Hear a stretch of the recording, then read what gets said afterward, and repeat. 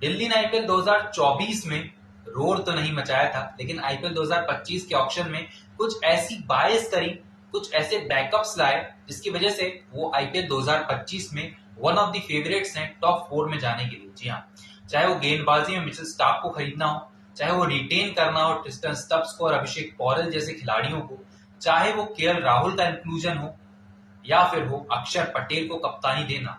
जी हाँ, ये थोड़ा सा सरप्राइजिंग था कि 2024 के बाद जो फेलियर दिल्ली कैपिटल्स ने देखा, उसके बाद वो 2025 में उन्होंने अक्षर पटेल को कप्तानी दी, जबकि उनके पास KL Rahul as a captain वहां पर मौजूद थे, जिनको एक्सपीरियंस भी है। 2024 में उन्होंने लखनऊ सुपर जायंट्स की कप्तानी की और उससे पहले भी लखनऊ सुपर जायंट्स के कैप्टन थे और पंजाब किंग्स को लीड कर चुके हैं।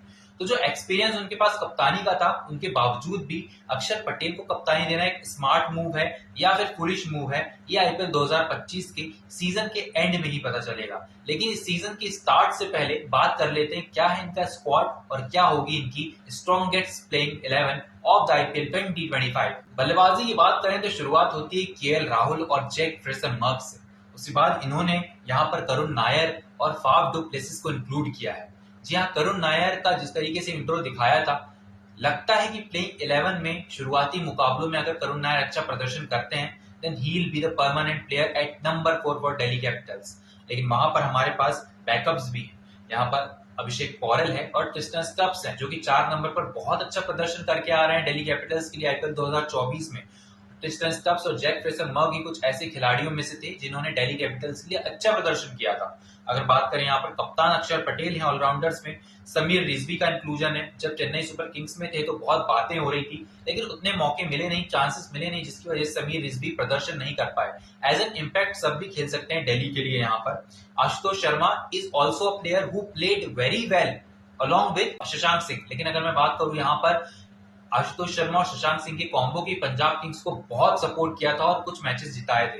लेकिन अगर बात करें आशुतोष शर्मा की, then Shashank Singh will miss Ashutosh Sharma. लेकिन दिल्ली कैपिटल्स के लिए बहुत बड़ा प्लस पॉइंट है दैट उनके पास फिनिशर्स हैं। आशुतोष शर्मा और समीर रिजवी में से कोई एक फिनिश कर सकता है और एक हो सकता है इम्पैक्ट सब। अगर बात करें यहाँ पर इसके बाद किसको इंक्लूड किया है, दर्शन नालकंडे, जो कि गुजरात टाइटंस के एक प्लेयर थे जिन्होंने गेंदबाजी से भी अच्छा प्रदर्शन किया था, स्विंग मिल रही थी वहां पर उन्हें अहमदाबाद के नरेंद्र मोदी स्टेडियम में। लेकिन अगर बात करें यहाँ पर दिल्ली की, तो फिरोजशाह कोटला में शायद थोड़ा सा यहाँ पर स्पिनर्स को थोड़ा फंस के आएगी इन स्पिनर्स का, लेकिन पेसर्स के लिए उतना सपोर्ट नहीं करती है पिच, क्योंकि अगर मैं बात करूं यहाँ पर ग्राउंड छोटा है तो it's easy to hit out of the park, जहां पर अभिषेक शर्मा और ट्रेविस हेड ने बहुत अच्छे रन स्कोर किए थे। लेकिन अगर बात करें यहाँ पर गेंदबाजी की, तो क्या इंक्लूड किया है, Mitchell Starc, T Natarajan, Mohit Sharma, Mukesh Kumar, Dushmantha Chameera and Kuldeep Yadav. If they will go with 3 pacers, then it will be like Mitchell Stark, T Natarajan and Mukesh Kumar, या फिर मिचेल स्टार्क, टी नटराजन और मोहित शर्मा।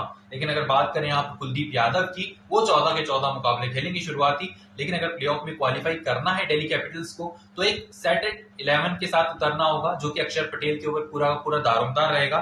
ये स्क्वाड बहुत अच्छा दिखाई दे रहा है, इनके पास डेप्थ है ऑलराउंडर्स की। तो क्या होनी चाहिए इसकी स्ट्रॉन्गेस्ट प्लेइंग 11? दिल्ली कैपिटल्स ने जिस तरीके का प्रदर्शन किया था ओपनिंग में, जैक फ्रेसन-मर्क्स थे, 4 नंबर पर ट्रिस्टन स्टब्स खेल रहे थे, बहुत सेटल्ड एक बैटिंग लाइनअप था। लेकिन वो कहीं ना कहीं जब आखिरी टर्म आया सीजन का, तब वो फेल होते हुए नजर आए। लेकिन अगर मैं बात करूं यहाँ पर स्ट्रॉन्गेस्ट प्लेइंग 11 की, यहाँ पर होते हैं Faf du Plessis will open along with Jack Fraser McGurk. उनके बाद अभिषेक पॉरेल को आप खिलाना चाहते हैं, उनको आपने रिटेन किया हुआ है, लेकिन केएल राहुल के हाथ में आप ग्लव्स देंगे तो केएल राहुल 3 नंबर पर आएंगे और 4 नंबर पर आएंगे करुण नायर। अगर अभिषेक पॉरेल को रिटेन किया है तो कुछ सोच समझकर किया होगा, तो अगर उनका इंक्लूजन होता है तो करुण नायर टीम से बाहर जा सकते हैं। लेकिन अगर बात करूं यहाँ पर पांचवें स्थान की, आपके लिए बहुत अहम स्थान हो जाता है। ट्रिस्टन स्टब्स पे आपने भरोसा इसीलिए किया था ताकि वो कुछ मुकाबलों में जब अर्ली विकेट्स गिर जाएं तो पारी को संभाल भी लेते हैं और अच्छी इनिंग्स भी खेल जाते हैं। उसके बाद हमारे पास अक्षर पटेल कप्तान है, उसके बाद हमारे पास है कुलदीप यादव,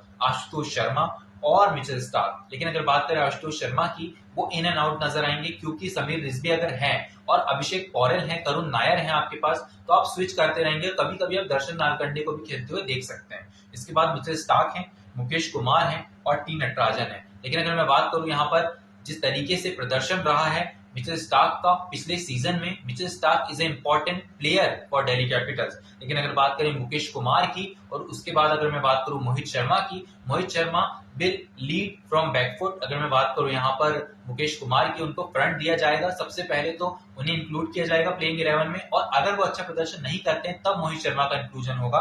मोहित शर्मा नो डाउट अच्छे गेंदबाज हैं, लेकिन उम्र के लिहाज से अगर मैं देखूं तो मुकेश कुमार को पहले यहाँ पर चांसेस दिए जाएंगे। आपको टी नटराजन दिखाई देते हैं, मिचेल स्टार्क हैं, फिर आपके पास आ जाते हैं कुलदीप यादव, और इम्पैक्ट सब के तौर पर यहाँ पर समीर रिजवी और मोहित शर्मा में से एक।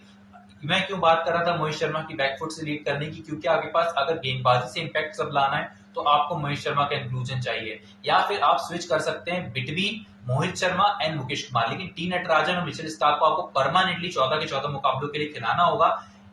अगर उनको इंजरी हो जाती है टी नटराजन को in between the season, then only you can go with Mohit Sharma, Mukesh Kumar and Mitchell Starc, the 3 M's of Delhi Capitals. Thank you so much for watching. I'll meet you in the next video of KKR versus RCB. Till then, stay tuned.